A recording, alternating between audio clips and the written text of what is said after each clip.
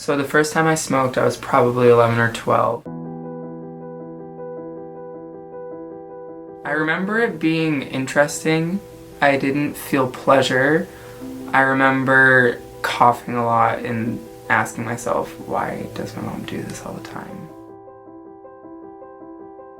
I just remember always wondering what my mom was doing when she was sitting outside for hours and hours just smoking cigarettes, because my family's been smoking for a really long time.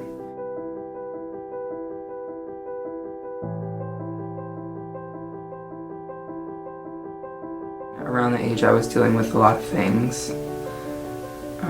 With my parents' divorce and my relationship with my parents. So it was easy for tobacco products to kind of just inject itself in my lifestyle.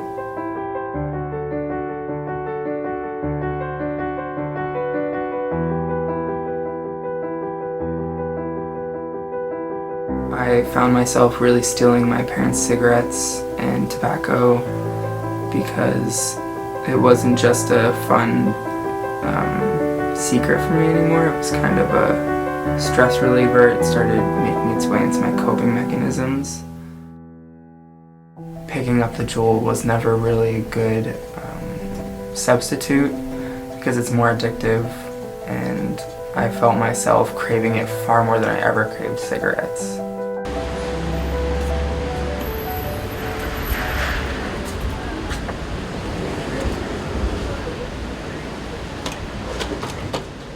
Thank you.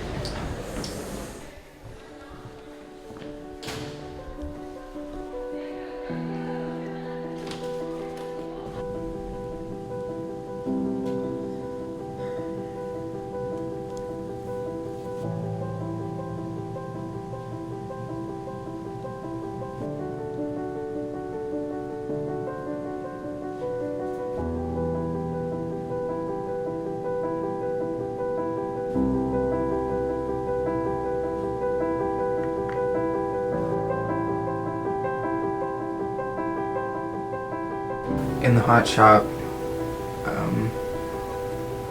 everything that I do kind of comes from a place of an emotional feeling or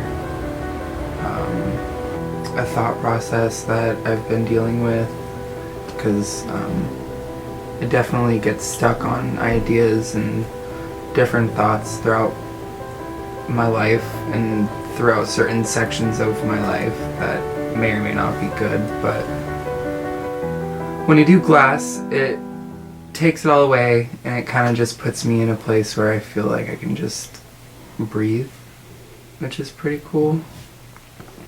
I've noticed that when I'm anxious, when I'm alone and relaxed, and when I'm angry is when I Juul the most, like constantly.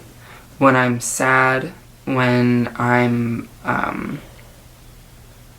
guilty, and when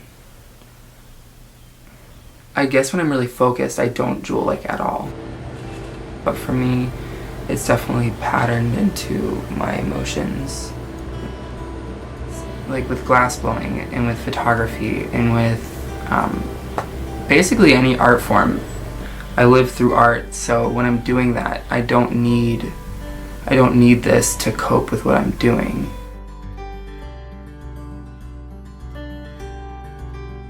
mean, there's a whole culture to Juuling now, and in my eyes, like, it's definitely become a part of what I look like as a human being, how I feel as a human being. I constantly have it in my hand. It's right here. And it's not because I'm ready to smoke it, it's because it's become like a comfort thing in my hand, even when I'm driving. I've walked into the shower with this thing before. I cook with it, like, you know, it's literally become a part of my hand.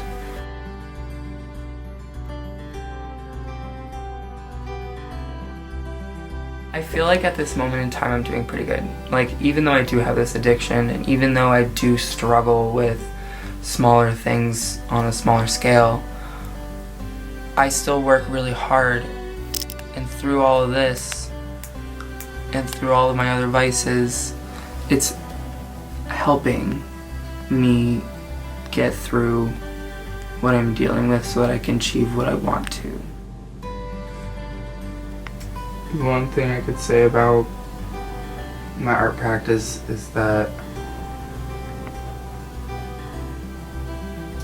if I want to spend the rest of my life doing it, I know that I'm probably going to have to give up my nicotine addiction. And glassblowing presents its own large amount of issues when it comes to damaging your body and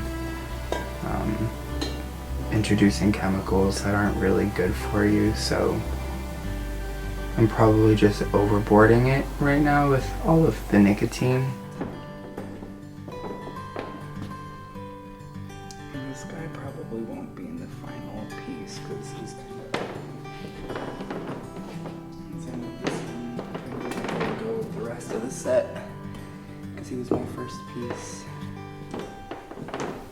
Someday I want to look back and say, you know, I was able to quit and I was able to get over my addiction so that I, you know, can raise my family without, you know, making that such an easy grab. I don't want my kids to be surrounded by this stuff at all.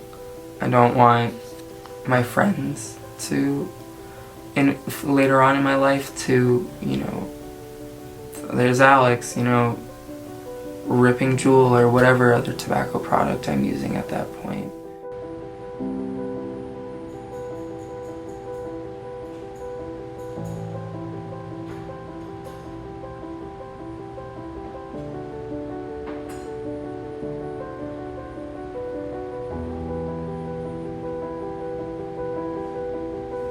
Because I feel like the real me would say, or the me that, you know, I don't want anybody to know is, I wish I could Juul forever.